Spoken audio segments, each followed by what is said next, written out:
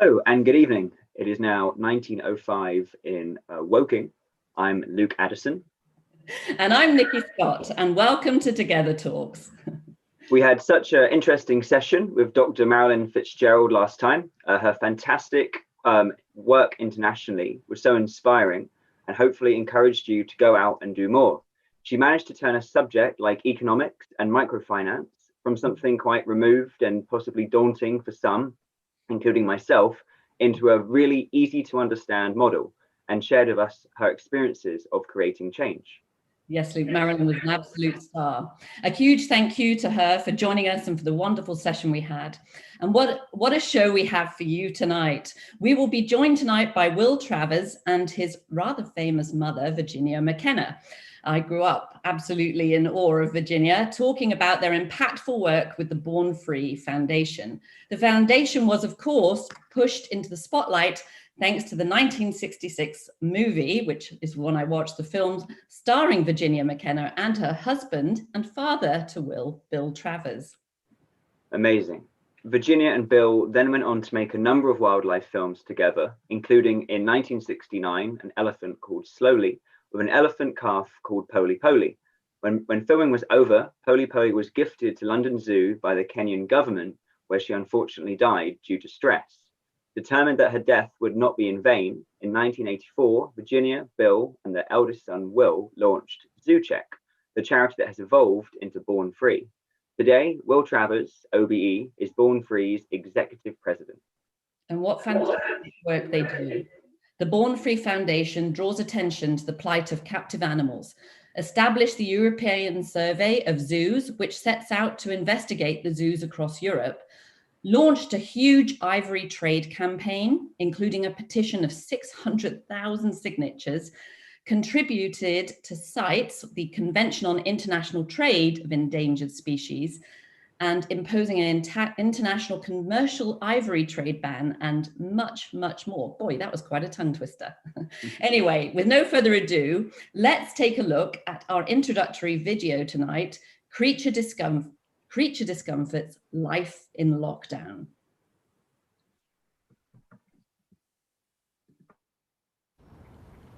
I think there's been times where you do feel just a bit rubbish and just feel sorry for yourself. I think that's what living with me 24/7 is. Yeah. It's like, it feels almost surreal. Like, you feel as if you've kind of stepped into this alternate reality that isn't your norm. Like, for me, my norm is do what I want, like, and then all of a sudden you've kind of, it's almost like a social castration. It's a bit depressing, really, and it's very lonely. Yeah. So, yeah, I miss, oh, I can't remember what I miss. It's been so long. It's getting a little bit repetitive, to say the least, like every day being the same, not being able to, just pop out and do something to make yourself feel a bit more normal. My patience is running a bit low. If a relationship can make it through this lockdown, I think they're set for life. Yeah. Honestly. But even for my child, it was very difficult to explain. Why can't we go out? She would say, and it's like, oh, we just can't. You wonder just how much longer it's going on for, though, don't you?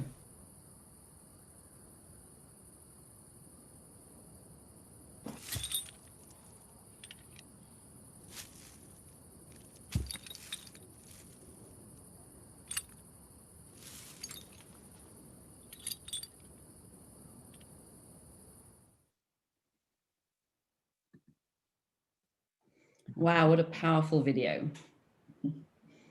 Really, really interesting. And now, by the powers of technology, let us welcome Will Travers and his mother, Virginia McKenna. Good evening to you both. Good evening. Hello. Happy to be with you. Nice to be part of Together Talks, even though we're not exactly together. Well, you two are. That's all that matters. We're together, yes. Super. So we're going to start things off a little bit differently this evening. Virginia, I hear that you have some photographs that you'd like to share with us. So without further ado, if you'd like to take us down memory lane. Thank you very much. I would, because the memories are very strong with me still after over 60 years since they were taken. This is the real George and Joy Adamson. There's Joy on the right and George with the pipe. And we just arrived in Kenya, my husband Bill and myself, to make the film Born Free. This was in 1964. And it took nearly a year to make. And then that led us to become very, very interested and involved with wild animals. And our life changed really forever during that time.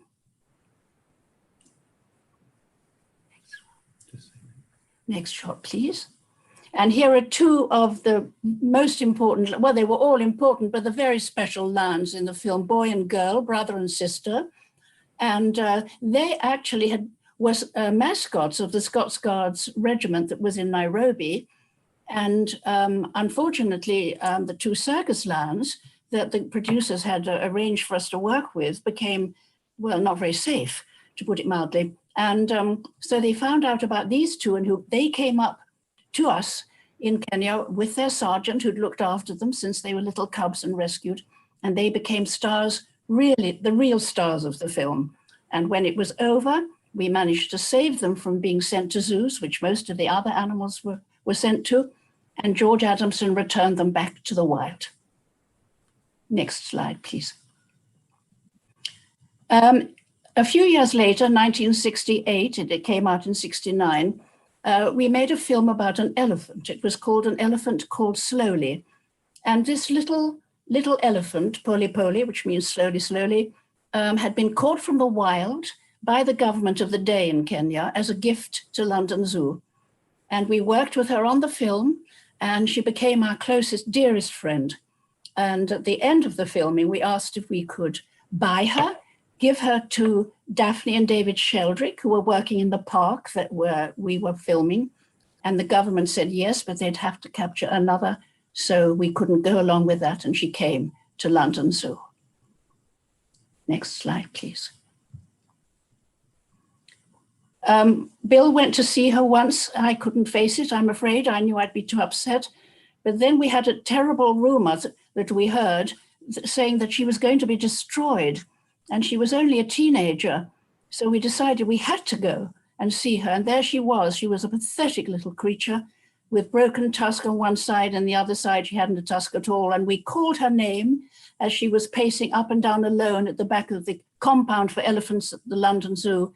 And after all those years, she recognized our voices, and she came and she greeted us. So we started a campaign to have her moved from the zoo. I found a place for her to go in South Africa and all the rest of it. Unfortunately, the zoo wouldn't allow this, but they did say they'd sent her to Whipsnade. Tragically, she collapsed in her crate, traveling crate, because she'd been standing in it so many hours. They took her indoors. She hobbled indoors. They examined her leg and they put her to sleep.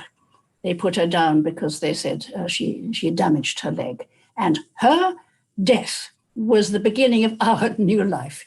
And we started a little charity with just a few of us around the kitchen table here at home called Zoo Check. And our main purpose was to look into captive wild animals in zoos. And that's what I am passionate about still to this very day.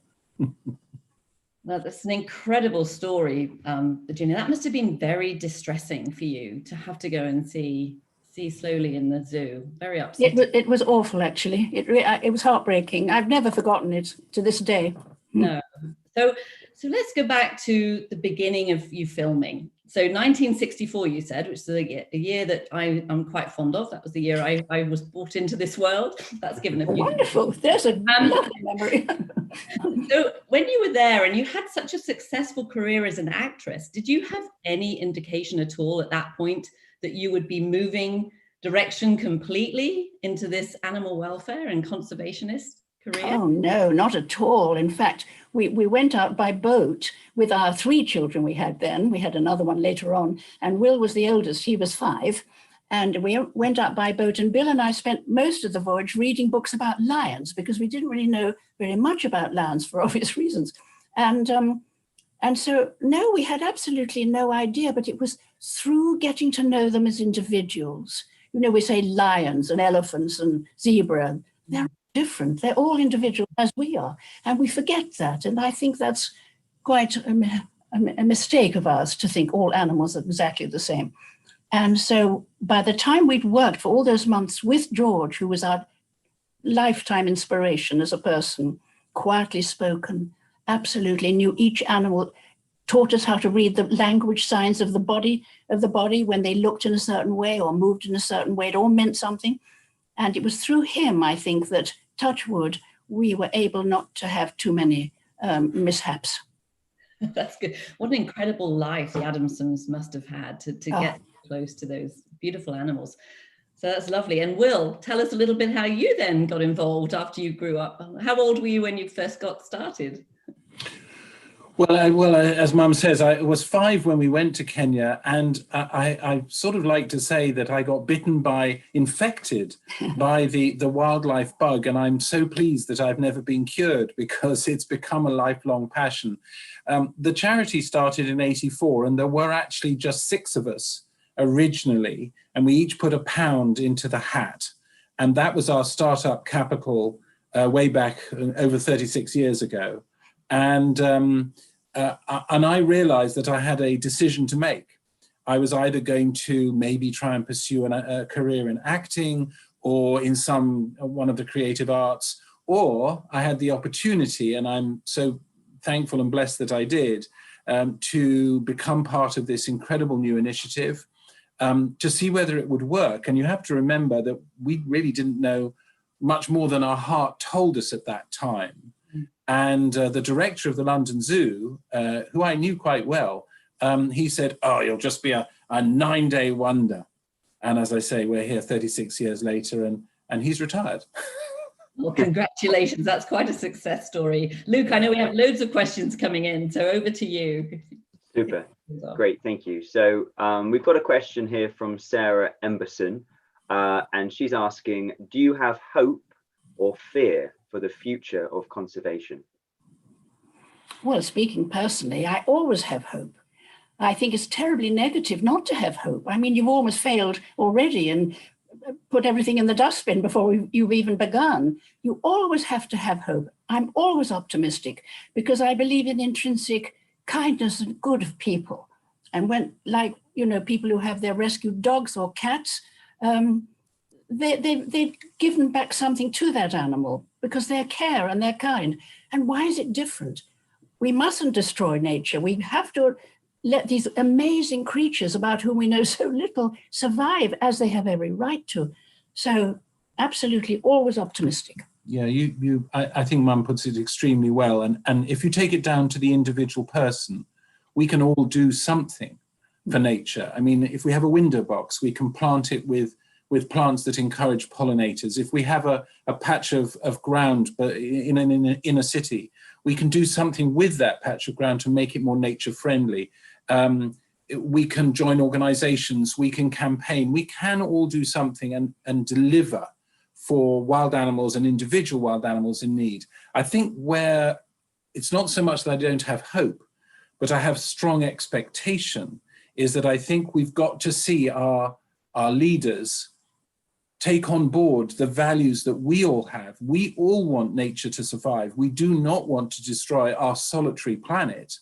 And yet we have yet to see that translated into the kind of effort, the kind of investment and the kind of policies that our leaders should do if they truly want to reflect what we want to see happen. But don't you all think, Will, also that one of the greatest hope we have, certainly at my age, is the young people? There are so many extraordinary young, really young people who care so passionately on the marches, writing, speaking.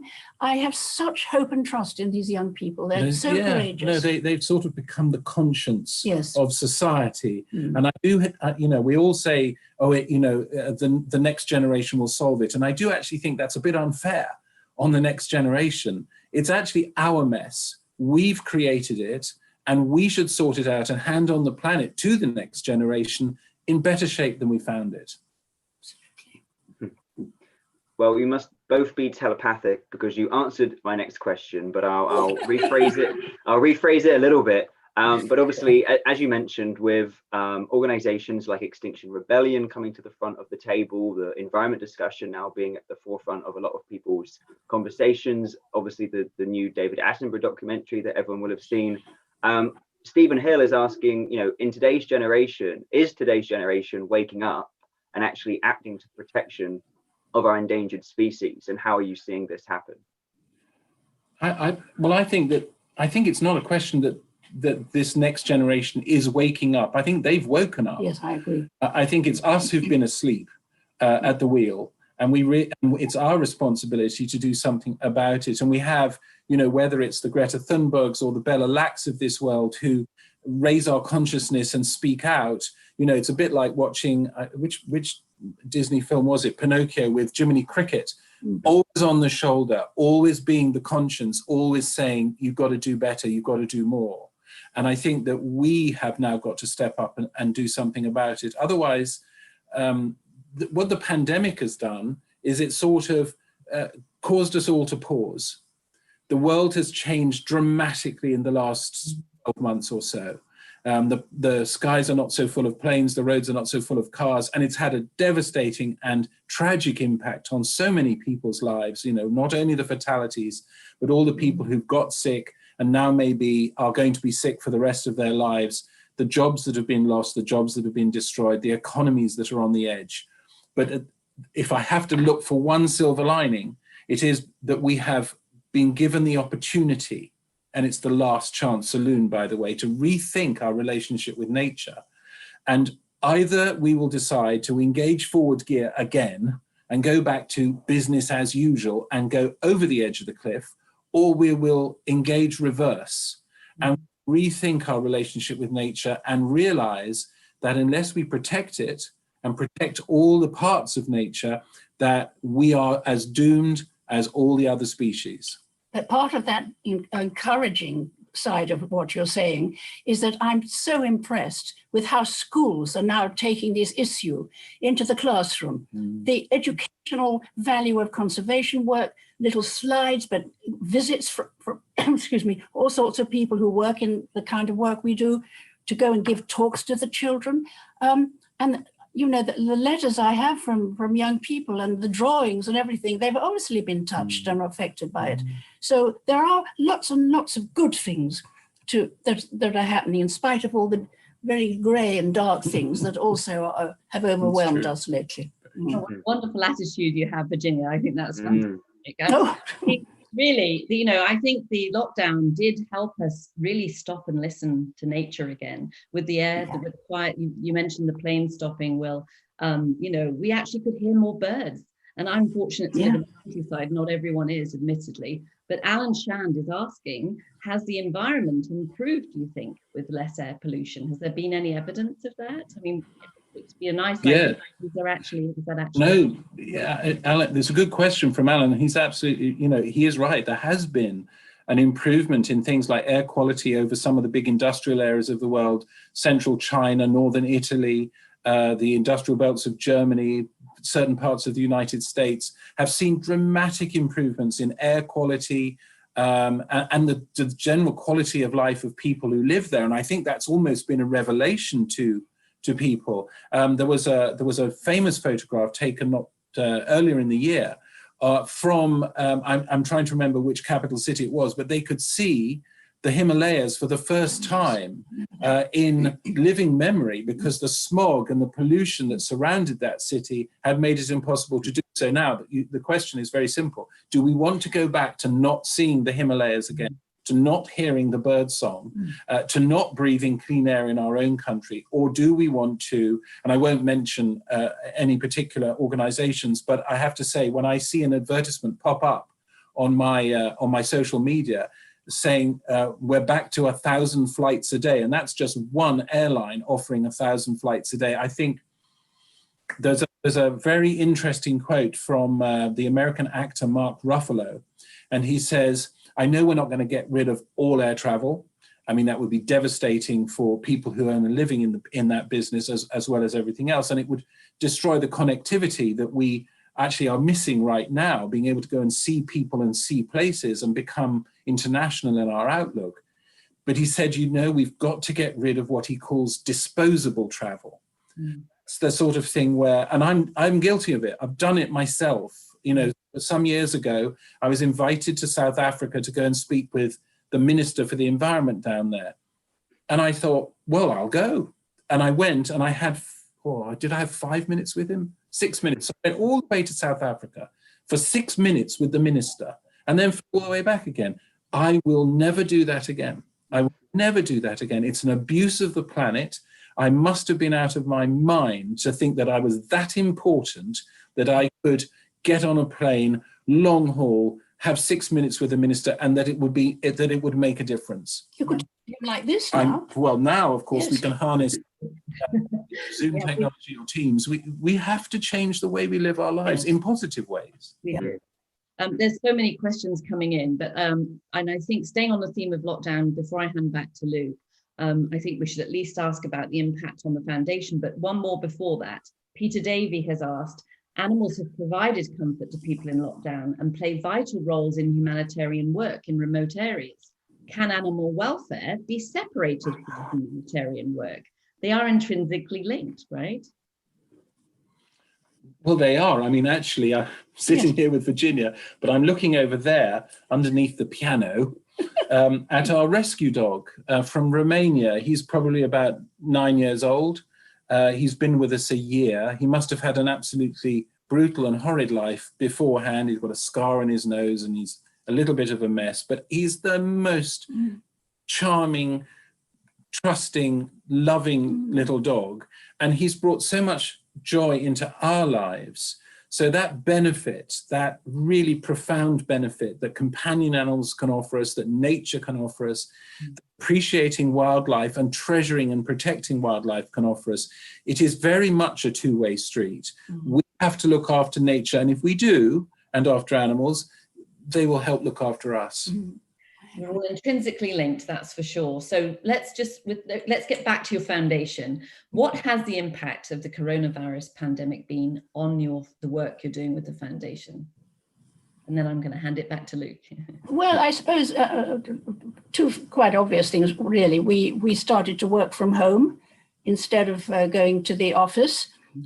And everyone has, you know, it took a little time to get settled into a kind of new routine. But actually it's working quite well. And I don't think we are ever going to truly go back, are we, to having a big office, because we're going to do it in a different way, which Will is masterminding.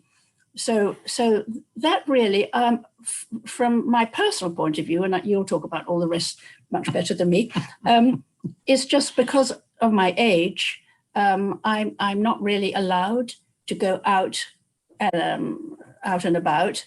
I've been out 4 times since March, and I can see the rest of my family, but we have to stand or sit 6 feet apart from each other, so I can't hug my grandchildren. And those important things in your life when you get old. But I'm very philosophical. At least I can see them. At least I can ring them and I can Skype them. And my daughter and her family live in Australia, so I Skype them. And, you know, it's what it is. You have to accept certain things. You have to adapt. Yes, you do. Otherwise, you're miserable the whole time and nobody wants to see you. No, but the effect on the organisation, I mean, the pressure on the voluntary sector, and I'm not just talking just about Born Free, the charitable sector is under massive pressure at the moment to deliver more with less.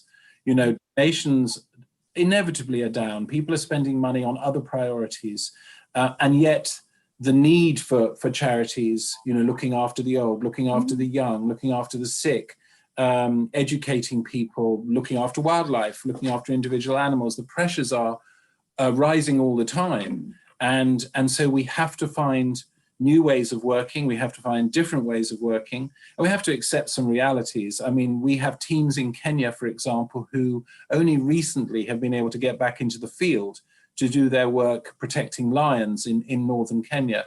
They've been unable to move up there for about 6 months. We've got a big team in Ethiopia at the moment, and it's not just the pandemic, but we now have, you know, civil disturbance on a very significant scale. It's as close to war as you're likely to get in the north of the country.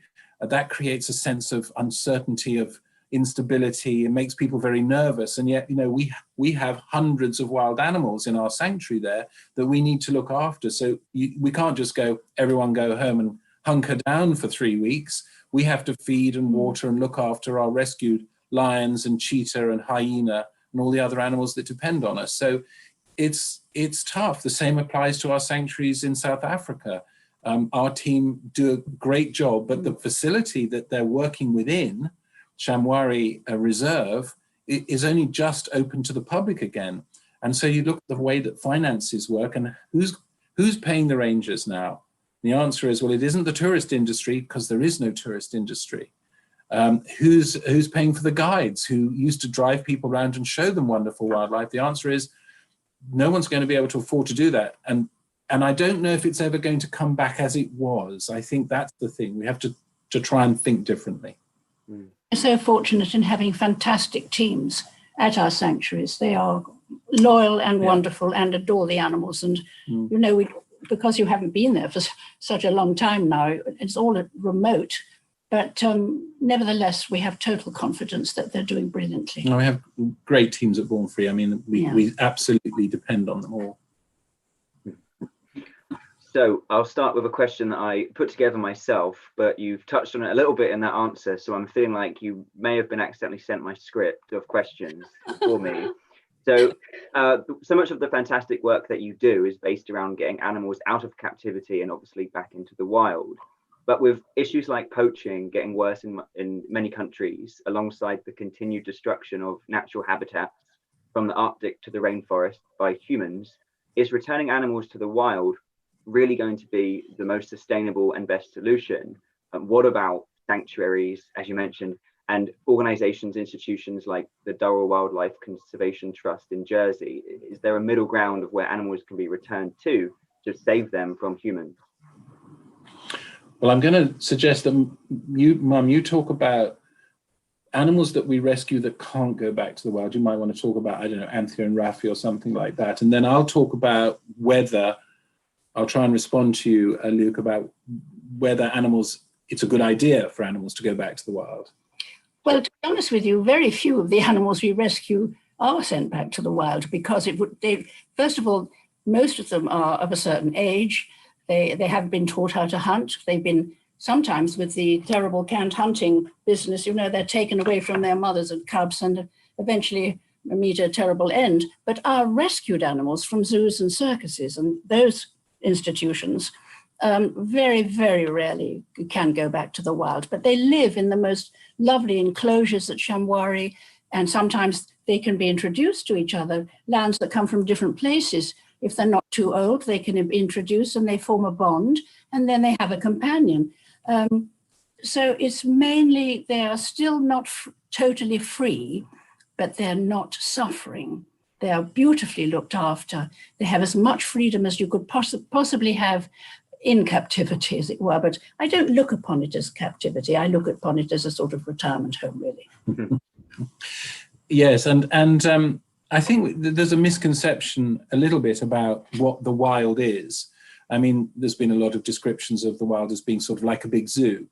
And it really isn't like that. You know, we are still talking about very large areas of land. I mean, one of the places that we work in northern Kenya, the national park, Meru National Park, that's over 800 square kilometers. And that's part of a network of protected areas that in total is about 10,000 square kilometers. Within that area, there are no villages. There are no settlements. There are occasionally people bringing cattle in or chopping down trees for charcoal, which is not allowed. But nevertheless, it is an area that is set aside for wildlife, and where wildlife, if it's properly looked after, can thrive. Returning animals to the wild is extremely difficult. It's extremely expensive. It's very time consuming. So there may be times when it is viable and possible. And it's interesting you mentioned Durrell's set up in Jersey, because I was actually very fortunate. I know that I come from the anti-zoo side of the equation, but I was very fortunate to be invited by Gerald and Lee over years ago. And I went, after I'd sort of walked around and, you know, we had our disagreements or whatever, we went up to the studio in the house and shared a couple of glasses of wine and talked about the wild and wildlife and the future. And he was such a passionate naturalist. And he sort of said to me, I really feel like if I could have done it again slightly differently, I would have put more effort into trying to look after species, even if they were in a semi-captive environment, in their natural environment, because releasing animals from London or Birmingham or even Jersey back to the wild is extremely hard. If you have had to, for whatever reason, have them in some kind of captive environment within their natural environment, release to the wild is a darn sight easier. And I think that both he and John Aspinall, who has the 2 zoos down in Kent, sort of were thinking differently towards the end of their lives. And I know that, for example, Damien Aspinall, John's son, has got a pretty aggressive agenda to put himself out of business as a zoo owner within the next 30 years. Interesting. I went to Jersey Zoo for the first time a year ago. A very good friend of mine used to be the head of the vets over there. So he was performing operations on gorillas. He was there when the young boy fell into the gorilla enclosure as well. So I learned all about that. And as he walked us around, I was very skeptical of zoos, and he kept saying, I wish it wasn't called Jersey Zoo, because it's so much more than a traditional zoo. And it really, really changed a lot of my perspective. So I got to see exactly that firsthand. A really, really wonderful place. Yeah. So, wow, I can't believe how time's running away with us yet again. It always blows me away how quickly it goes. So I'm going to try and combine a couple of questions here, if I can. There's somebody in District 1070, one of our Rotary districts, asking, what does Zoo Check do? Which also leads into Caroline's question, is Born Free doing any work to dissuade governments and zoos, aquariums who are taking animals from the wild to add to their collections, for example, elephants and dolphins? And the final part of that question, Virginia, what has been your greatest success releasing an animal into the wild through Zoo Check? So how about that? To take us up to the time that we're going to have to come in. You want to start? Start the first bit. Gosh, it was quite a lot in there. But working to dissuade zoos from bringing in animals, we've done a lot of that. We've done a lot of that. Most recently, only last year, when we were at a huge convention in Geneva, which is all to do with wildlife trade. And one aspect of wildlife trade is the capture of baby elephants from the wild and their shipping to zoos around the world, particularly in China, and mainly from Zimbabwe. And we were able to work with colleagues, we were able to work with governments. And I have to say, the British government was extremely good on this issue and very persuasive, so that at this huge conference, and it's a conference where decisions are taken that are legally binding under international law. So it's not a talking shop. It is actually a place where action is taken, and then we all have to live with the consequences. The whole notion of elephants being taken from the wild was roundly rejected by delegates. Their primary position was the best place for elephants, despite all the challenges, is in the wild.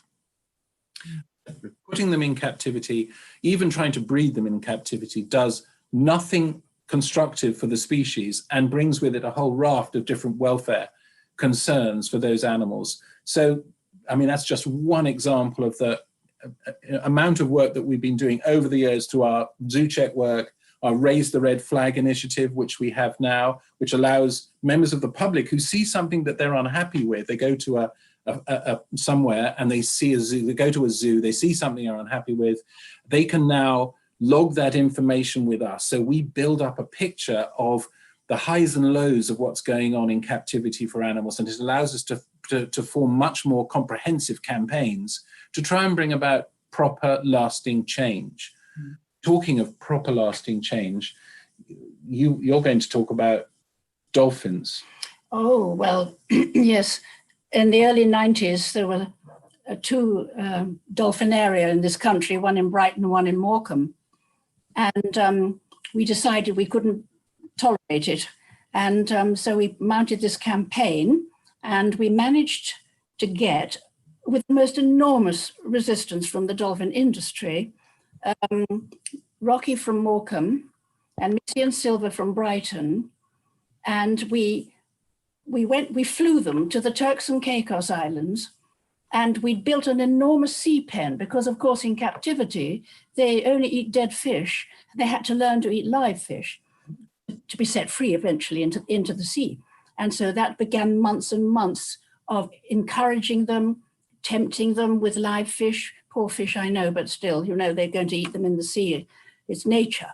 But it was successful, and you and I flew out for that day when they made a sea pen in which they put the dolphins, and then we went out in a little boat and we watched them. They lifted up the gate of the sea pen and they swam out into the sea. Do you remember it? I do. I've never forgotten it. Unforgettable. Absolutely unforgettable. And then the Turkey one was the same. We built a sea pen. We did a similar project in there. Turkey, but the really, I think, fascinating part of that, apart from the huge challenge of taking 3 long-term captive dolphins and ultimately giving them the opportunity to live wild and free, is that we have no dolphins in captivity in this country anymore. And we haven't had any captive dolphins since the early 1990s. And there's no real appetite in this country. You know, I was told by the dolphin industry when we were taking those 3 dolphins that you're depriving children of their right to see dolphins, you'll get slammed by, you know, everybody. I never got a single letter from any person, any child, saying, you have stolen my childhood because I can no longer go and see 2 dolphins performing in an underground bunker on the south coast of the UK. I got dozens, maybe hundreds of artwork and letters and poems from kids saying, you know, the dolphins should be free and thank you for making it happen. I mean, it was the exact opposite of what I've been told by proponents of Dolphinaria. What lovely success stories. I can't believe it, but we nearly are out of time. And I just want to say, for anyone who's joining us who is not a Rotarian, we do have a Rotary Action Group for Endangered Species. They're very much aligned to your core values of your foundation. And I'm sure there are many Rotarians who are now be very inspired to work alongside you. And talking of action, I think I'm going to hand it back to Luke, because we have a fun way to end the talk, don't we, Luke? Yes. Thank you. So thank you both so much for joining us this evening. It's a topic that's incredibly close to my heart and no doubt to the hearts of all our viewers. I actually watched the Born Free film earlier this week. I loved it so much. I put on my own safari shirt, especially this evening, which I hope you did notice. I did. Oh yes, good. You blend beautifully into yes. Good. So one thing that I wanted to share was Rotary International have this year made the environment the 7th key focus area for all of Rotary worldwide. So we hope that this, alongside sharing this talk, pushes more Rotary clubs to engage with projects related to the environment.